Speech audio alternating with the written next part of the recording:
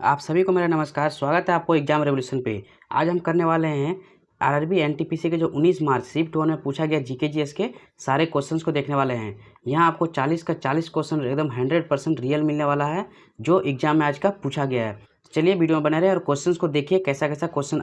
इसी प्रकार आगे शिफ्ट भी क्वेश्चन आने वाला है और जो भी क्वेश्चन है उसको हम डिटेल से करने वाले हैं। तो चलिए पहला क्वेश्चन है कि भारत का संविधान में मौलिक कर्तव्य को किस संवैधानिक संशोधन द्वारा जोड़ा गया था। तो भारत का जो मौलिक कर्तव्य जो है, मौलिक कर्तव्य को कौन सा संवैधानिक संशोधन द्वारा जोड़ा गया था। तो ऑप्शन है 44वां, 42वां, 24वां, 86वां। तो कौन सा हो जाएगा?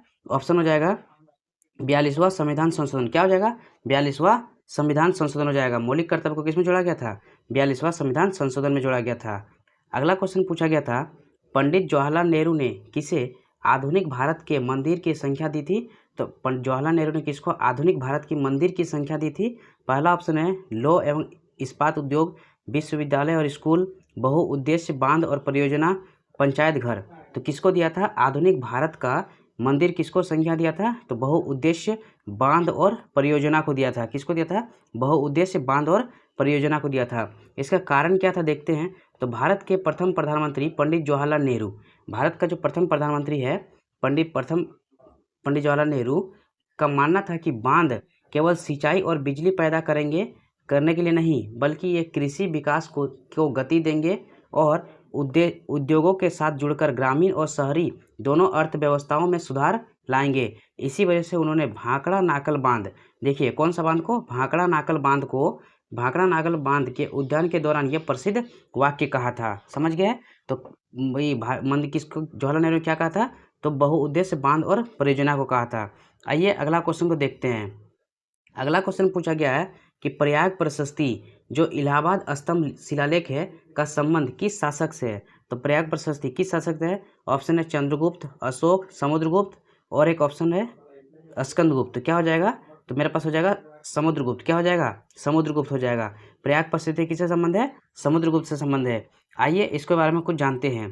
तो इसके जो रचयिता है, यानी इसका रचयिता समुद्रगुप्त, इसके रचयिता समुद्रगुप्त के दरबारी कवि हरिसेन द्वारा, किसके द्वारा किया गया था? हरिसेन द्वारा की गई थी। यह संस्कृत भाषा में लिखा गया था। कौन भाषा में लिखा गया है? प्रयाग प्रशस्ति संस्कृत भाषा में लिखा गया है। इसे चंपू काव्य शैली, कौन सा शैली से लिखा गया? एक क्वेश्चन ये इंपॉर्टेंट है, ये पूछा गया है। कौन सा शैली से लिखा गया है? चंपू काव्य शैली, जिसका मतलब होता है गद्य और पद दोनों का मिश्रण हुआ है। तो जो प्रयाग प्रशस्ति है वो कौन सा काव्य शैली में है? तो चंपू काव्य शैली में है। ठीक है, समझ के इसको। चलिए और इसको अगर देखते हैं, समुद्रगुप्त को भारत का नेपोलियन कहा जाता है। समुद्रगुप्त को भारत का क्या कहा जाता है? नेपोलियन कहा जाता है। प्रसिद्ध इतिहासकार B.A. स्मिथ ने इन्होंने इस उपाधि दिया था। ठीक है, समुद्रगुप्त को भारत का नेपोलियन का उपाधि किसने दिया था? तो B.A. स्मिथ ने दिया था। समुद्रगुप्त के कुछ सिक्कों पर उन्हें बीना बजाते हुए दिखाया गया है। समुद्रगुप्त को जो है ना, उसके सिक्के पे बीना बजाते हुए दिखाया गया है, जिससे पता चलता है कि वे संगीत प्रेमी भी थे। प्रयाग प्रशस्ति का जो लिपि है वो ब्राह्मणी लिपि है। कौन सी लिपि है? ब्राह्मणी लिपि है। समझ गए इसको? क्वेश्चन को याद रखिएगा। अगला क्वेश्चन पूछा गया था, चलिए इसको थोड़ा शॉर्ट कर लेते हैं। अगला क्वेश्चन पूछा गया था, कंप्यूटर हार्डवेयर जो CPU, माउस, प्रिंटिंग को उनके विशिष्ट कार्यों को करने के लिए कौन सा सॉफ्टवेयर निर्देशित करता है। तो कंप्यूटर हार्डवेयर को, जो जितना भी हार्डवेयर होता है कंप्यूटर के, उसके अपना अपना कार्य को करने के लिए कौन उसको मतलब हेल्प करता है? तो हेल्प करता है ऑपरेटिंग सिस्टम और डिवाइस ड्राइवर करता है। ऑप्शन नंबर 1 करता है। कौन करता है? ऑपरेटिंग सिस्टम और डिवाइस ड्राइवर करता है। ये भी क्वेश्चन पूछा गया था। आइए इसके बारे में कुछ देखते हैं। तो ऑपरेटिंग सिस्टम ये कंप्यूटर का मुख्य सॉफ्टवेयर है। ऑपरेटिंग सिस्टम ही क्या होता है? पूरे कंप्यूटर का मुख्य सॉफ्टवेयर होता है जो यूजर और हार्डवेयर के बीच एक इंटरफेस के रूप में कार्य करता है। ये बहुत इंपॉर्टेंट ये लाइन है। यूजर, क्वेश्चन पूछा था यूजर और हार्डवेयर के बीच कौन इंटरफेस का कार्य करता है? तो कौन करता है? ऑपरेटिंग सिस्टम करता है। चलिए, ये CPU, मेमोरी, प्रोसेस और सभी इनपुट आउटपुट डिवाइस को क्या करता है? मैसेज भी करता है। आइए अगला क्वेश्चन पूछा गया था, क्या देखते हैं। अगला क्वेश्चन पूछा गया था कि हाल ही में प्रकाशित पुस्तक dash dash past, present and future prospect India's natural green wall 2025 में भारत किस पर्वत श्रृंखला की परिस्थिति और महत्व संरचना की चर्चा की गई थी। तो किसका किया गया था? तो ऑप्शन है कि सतपुड़ा, दूसरा है अरावली, विंध्य या हिमालय। तो किसके बारे में किया गया था? ये अरावली के बारे में किया गया था। किसके बारे में किया गया था? अरावली। ऑप्शन नंबर बी सही उत्तर किसके बारे में किया गया था? अरावली। आइए इसको जानते हैं अच्छे से। इस पुस्तक का पूरा नाम क्या है? The Aravallis range past present and future prospect India's natural green wall 2025। इस पुस्तक का ये पूरा नाम है। और इसका लेखक देखिए, इस पुस्तक का लेखक कौन है? शर्मा एवं अन्य, ठीक है, द्वारा लिखा गया था। इस पुस्तक में अरावली पर्वत श्रृंखला के बारे में विस्तृत बताया गया है, जो राजस्थान, हरियाणा, दिल्ली और गुजरात तक फैली हुई है। इसके बारे में बताया गया है। अगर हम और इसके बारे में जानें तो अरावली को भारत की नेचुरल ग्रीन वॉल क्या कहा जाता है? इसको प्राकृतिक हरित दीवार कहा जाता है, क्योंकि ये थार मरुस्थल के विस्तार को रोकने में मदद करती है और उत्तर भारत के पारिस्थितिकी संतुलन के लिए भी यह बहुत क्या होता है? महत्वपूर्ण है। अगर अरावली का बात करें तो ये दुनिया का सबसे पुरानी वलित पर्वत है। क्या है? अरावली जो है दुनिया का सबसे पुराना वलित पर्वत है। इसके जो सबसे ऊंची चोटी अगर पूछा जाए, अरावली का सबसे ऊंची चोटी क्या है? तो गुरु शिखर है। क्या है? गुरु शिखर, जो माउंट आबू में स्थित है। कहाँ पे स्थित है? माउंट आबू में स्थित है। चलिए अगला क्वेश्चन पूछा गया था। चलिए इसको देखते हैं। अगला क्वेश्चन पूछा गया था, भारत में पीएम सूर्य घर मुफ्त बिजली योजना क्या है? भारत में पीएम सूर्य घर मुफ्त बिजली योजना के वित्त पोषण के लिए किस अंतर्राष्ट्रीय संस्थान ने $1 मिलियन का कार्यक्रम का प्रस्ताव रखा था? तो जो हम लोग का भी चल रहा है, पता है आप लोग को, पीएम सूर्य घर मुफ्त बिजली योजना चल रहा है, तो कौन सा संस्था उसको $1 मिलियन का कार्यक्रम का प्रस्ताव रखा था? तो किसने रखा था? विश्व बैंक ने रखा था। किसने रखा था? विश्व बैंक ने रखा था। Option number 2। आइए इसके बारे में कुछ जानकारी देखते हैं हम। चलिए, पीएम सूर्य घर मुफ्त बिजली योजना, यह योजना की जो घोषणा है फरवरी 2024 में की गई थी। डेट एकदम याद रखिएगा। आज वैसा पूछा गया किस कंपनी द्वारा किया गया था, अगला बार पूछ सकता है, इसका डेट पूछ सकता है, यानी फरवरी 2024 में किया गया था। पीएम सूर्य घर मुफ्त बिजली योजना कब लाया गया था? फरवरी 2024 में। इसका लक्ष्य क्या था? तो भारत में 1 करोड़ घरों की छतों का जो सोलर पैनल है उसको क्या करना है? सोलर पैनल लगाना है। 1 करोड़ घरों में लगाना है। इसका उद्देश्य प्रत्येक पात्र परिवार को प्रति माह 300 यूनिट मुफ्त बिजली प्रदान करना था। ये भी क्वेश्चन पूछा गया है, कितना यूनिट बिजली प्रदान करना है? 300 यूनिट बिजली प्रदान करना है। और सौर ऊर्जा को बढ़ावा देना। इस योजना के कार्यान्वयन की जिम्मेदारी मुख्य रूप से किसको दिया गया था? REC लिमिटेड कंपनी को दिया गया था। किसको दिया गया था? REC को दिया गया था। चलिए अगला क्वेश्चन और पूछा गया था, 2025 के अंत तक संयुक्त राज्य अमेरिका किस बीमारी को सार्वजनिक स्वास्थ्य खतरे के रूप में समाप्त करने का लक्ष्य रखा है? तो 2025 तक संयुक्त राज्य अमेरिका कौन सा बीमारी को एकदम खत्म करने का लक्ष्य रखा है? तो वो हो जाएगा ऑप्शन नंबर 2। किसको रखा है? वायरल हेपेटाइटिस A, B और C को। किसको खत्म करने का लक्ष्य रखा अमेरिका? तो viral hepatitis A, B, C को। आइए इसके बारे में कुछ देखते हैं। अगला है इसका है कि viral hepatitis national strategic plan 2021 से 25 तक, इसका उद्देश्य है अमेरिका में वायरल हेपेटाइटिस को समाप्त करना। इसके तहत 2025 तक नए क्रोनिक संक्रमक याद रखिएगा, जो 90% की कमी को 90% कमी और मृत्यु दर में 65% की कमी लाने का लक्ष्य रखा है। तो याद रखिएगा किसको? हेपेटाइटिस A, B, C को। यह भी प्रश्न पूछा गया था। और एक प्रश्न अभी यह है, पूछा गया था कि विधिक सेवा प्राधिकरण अधिनियम क्या है? विधिक सेवा प्राधिकरण अधिनियम 1987 NALSA एक्ट कब प्रभावी हुआ था? तो विधिक सेवा प्राधिकरण अधिनियम 1987 कब पारित हुआ था? तो ये पारित हुआ था 9 नवंबर 1995 को। कब हुआ था? 9 नवंबर 1995 को हुआ था। कब हुआ था? 9 नवंबर 1995 को हुआ था। आइए इसके बारे में कुछ देखते हैं, ये क्या है। तो ये क्या है? तो राष्ट्रीय कानूनी सेवा दिवस। इस अधिनियम के लागू होने के उपलक्ष्य पर हर साल 9 नवंबर को राष्ट्रीय कानूनी सेवा दिवस यानी कि नेशनल लीगल सर्विस डे के रूप में मनाया जाता है। इसका उद्देश्य क्या है? तो मुख्य उद्देश्य समाज के कमजोर वर्गों को मुफ्त कानूनी सहायता प्रदान करना और यह सुनिश्चित करना है कि आर्थिक या अन्य अक्षमताओं के कारण किसी भी नागरिक को न्याय पाने के अवसर से वंचित ना किया जाए। और अगर इसको देखें संवैधानिक प्रावधान, इसमें क्या है? तो यह अधिनियम भारतीय संविधान के अनुच्छेद 39 का A, आर्टिकल 39 का A के निर्देशकों को पूरा करने के लिए बनाया गया था, जो समान न्याय और मुक्त कानूनी सहायता की बात करता है। अगर इसका लोक अदालत देखिए, इस एक्ट के लोक अदालतों को वैधानिक दर्जा दिया गया है ताकि मुकदमा का निपटारा आपसी सहमति और तेजी से किया जा सके। और इसका अगर संरक्षक देखें तो इसका जो संरक्षक है भारत का मुख्य न्यायाधीश द्वारा इसका संरक्षक किया जाता है, भारत के मुख्य न्यायाधीश द्वारा इसका संरक्षक किया जाता है। आइए अगला क्वेश्चन पूछा गया था, क्या देखते हैं। अगला क्वेश्चन पूछा गया था, बांस के संबंध में किस प्रकार की जड़ प्रणाली और पत्ती शिराविन्यास पाया जाता है। तो बांस में किस प्रकार का जड़ प्रणाली और पत्ती शिराविन्यास पाया जाता है। तो वो पाया जाता है, क्या पाया जाता है, रेशेदार जड़ और समानांतर शिराविन्यास पाया जाता है। कैसे पाया जाता है, तो fibrous root and parallel venation पाया जाता है। ऑप्शन नंबर बी हो गया। आइए अगला क्वेश्चन देखते हैं। अगला क्वेश्चन पूछा गया था कि बाल विवाह से संबंधित किस आंदोलन यह अधिनियम के साथ समाज सुधारक बहराम जी मालावारी मुख्य रूप से जुड़े हुए थे। तो बहराम जी मालावारी किससे जुड़े हुए थे, तो बहराम जी मालावारी ये जुड़े हुए थे एज ऑफ कंसेंट एक्ट। किससे जुड़े हुए थे, एज ऑफ कंसेंट एक्ट यानी कि सहमति की आयु अधिनियम 1891 से जुड़े हुए थे। किससे जुड़े थे, 1891 से जुड़े थे। Option number B. आइए इसके बारे में कुछ महत्व जानकारी देखते हैं। बहराम जी मालावारी ये एक प्रसिद्ध पारसी सुधारक, पत्रकार और कवि थे। उन्होंने अपना पूरा जीवन काल बाल विवाह के विरुद्ध और विधवाओं के उत्थान के लिए समर्पित कर दिया था। अगर और देखें इसका मुख्य बिंदु, उन्होंने 1884 में उन्होंने notes on infant marriage and enforced widowhood यानी बाल विवाह और जबरन विधवापन पर नोट्स प्रकाशित किए, जिसमें ब्रिटिश सरकार और समाज में एक बड़ी बहस छिड़ गई। अगर देखिए एज ऑफ कंसेंट एक्ट जो 1891 में मालावारी के निरंतर प्रयास के कारण ही 1891 में यह अधिनियम पारित हुआ। इसके तहत लड़कियों के लिए बाल विवाह की न्यूनतम आयु 10 वर्ष से बढ़कर कितना हो गया, 12 वर्ष कर दिया गया था। इसके अगर विरोध देखें, दिलचस्प बात यह है कि बाल गंगाधर तिलक जैसे कुछ नेताओं ने इस अधिनियम का विरोध किया था, क्योंकि उसका मानना था कि ब्रिटिश सरकार को भारतीय सामाजिक धार्मिक रीति रिवाजों के हस्तक्षेप नहीं करना चाहिए। समझ गए। चलिए अगला क्वेश्चन पूछा गया था कि चरमपंथी यानी गरम दल गुट के प्रमुख नेता के रूप में माना जाते हैं, कौन माने जाते हैं। तो ये ऑप्शन नंबर 2 हो गया, बाल गंगाधर तिलक को माना जाता है।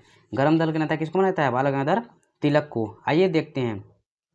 तो लाल बाल पाल की तिगड़ी चरमपंथी विचारधारा के 3 प्रमुख स्तंभ थे। यानी लाल बाल पाल में कौन कौन आते हैं, तो लाला लाजपत राय, बाल गंगाधर तिलक और बिपिन चंद्र पाल। ये तीनों क्या थे, ये तीनों जो है गरम दल के नेता थे। किसके थे, गरम दल के नेता थे तीनों।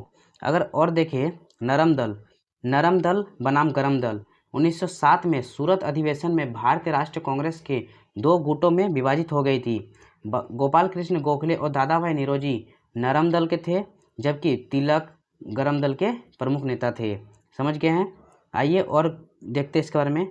अखबार और उत्सव, तिलक ने जन जागृति के लिए केसरी, जो कौन भाषा में था, केसरी मराठी भाषा में था, और मराठा जो अंग्रेजी भाषा में अखबार निकाले। और गणपति उत्सव और शिवाजी उत्सव का भी शुरुआत किसके द्वारा किया गया था, तिलक द्वारा किया गया था, बाल गंगाधर तिलक द्वारा किया गया था।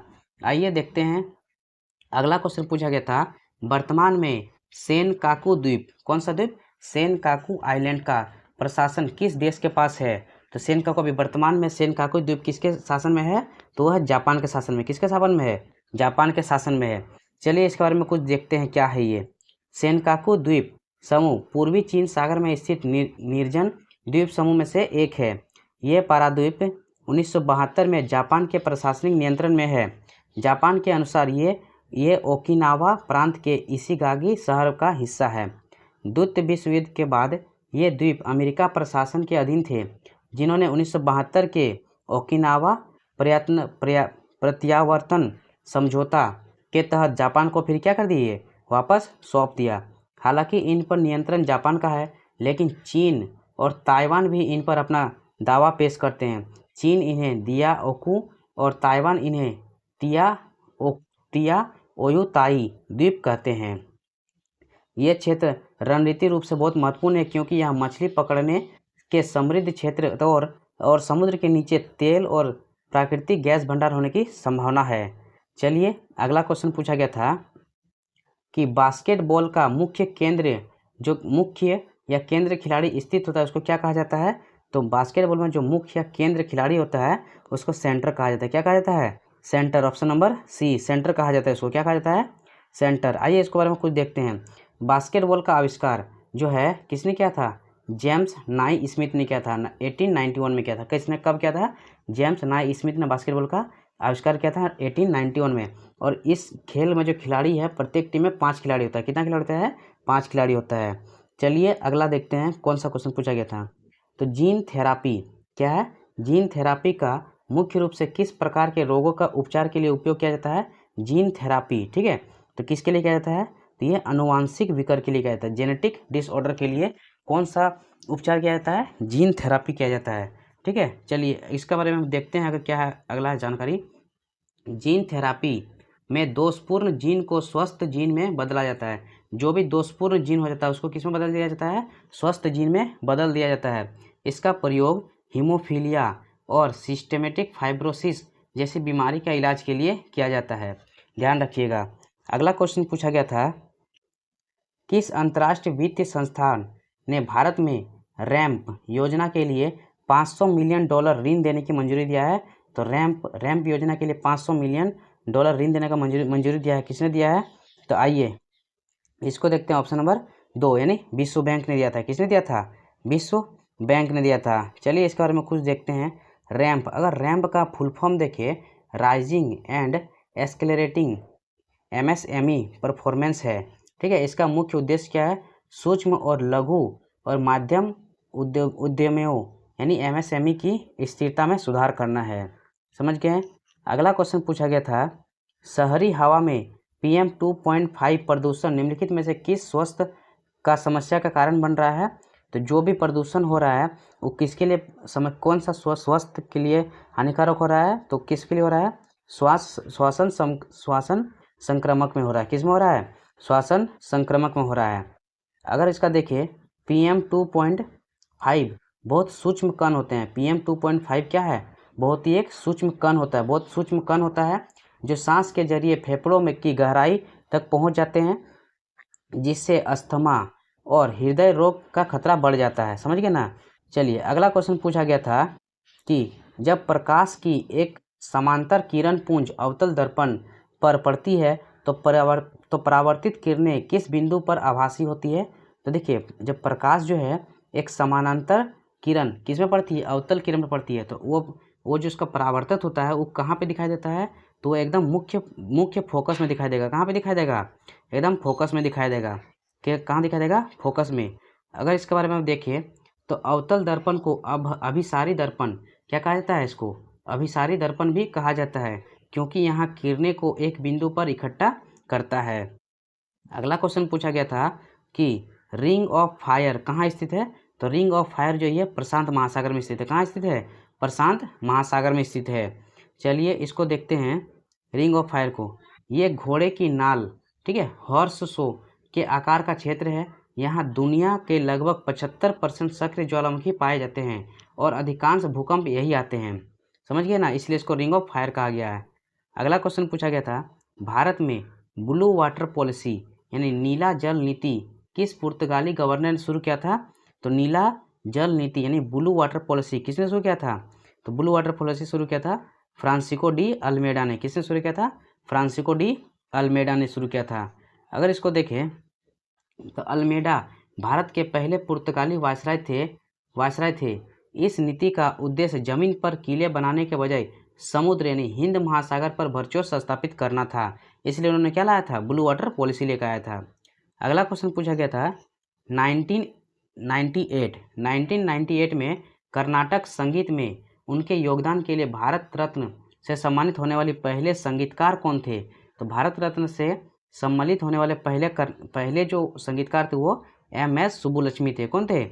MS सुब्बुलक्ष्मी जी थे। इसका जो और देखते हैं MS सुब्बुलक्ष्मी को भारत का सर्वोच्च नागरिक सम्मान पाने वाली पहली संगीतकार महिला थी। लता मंगेशकर को यह सम्मान 2001 में मिला था। अगर पूछ लिया अगला कि लता मंगेशकर को कब मिला था भारत रत्न? 2001 में मिला था। कब मिला था? 2001 में मिला था लता मंगेशकर को। चलिए अगला क्वेश्चन पूछा गया था, तो उत्तर गुप्त काल के इतिहास के संदर्भ में श्रेणी जो श्रेणी होता है, श्रेणी शब्द का मतलब क्या होता है? तो श्रेणी शब्द का मतलब होता है व्यापारियों और शिल्पकारों का एक संघ होता है। क्या होता है? व्यापारियों और शिल्पकारों का एक संघ होता है। श्रेणी। चलिए इसको देखते हैं क्या है। श्रेणियाँ शक्तिशाली व्यावसायिक संघ थे जो उत्पादन, मूल्य और गुणवत्ता को नियंत्रित करते थे। उसके पास अपने सदस्यों के विवाद सुलझाने के लिए न्यायिक शक्तियाँ भी होती थी श्रेणी में, याद रखिएगा। अगला क्वेश्चन पूछा गया था, computer hardware CPU, mouse, printer को उसके विशिष्ट कार्य करने के लिए कौन सा सॉफ्टवेयर निर्दिष्ट किया जाता है? तो ऑपरेटिंग सिस्टम करता है। कौन करता है? ऑपरेटिंग सिस्टम और डिवाइस ड्राइवर करता है, याद रखिएगा। ऑपरेटिंग सिस्टम जो होता है, ठीक है। चलिए अगला क्वेश्चन पूछा गया था, अगला देखते हैं। चलिए 1991 में प्रमुख विदेशी मुद्राओं के मुकाबले भारतीय रुपये का लगभग कितना प्रतिशत जो है अवमूल्यन यानी कि डीवैल्यूएशन किया गया था? तो कितना परसेंट डीवैल्यूएशन किया गया था 1991 में? विदेशी मुद्रा का मुकाबला भारतीय मुद्रा का कितना अवमूल्यन किया गया था? तो लगभग 18 से 20% किया गया था। कितना किया गया था?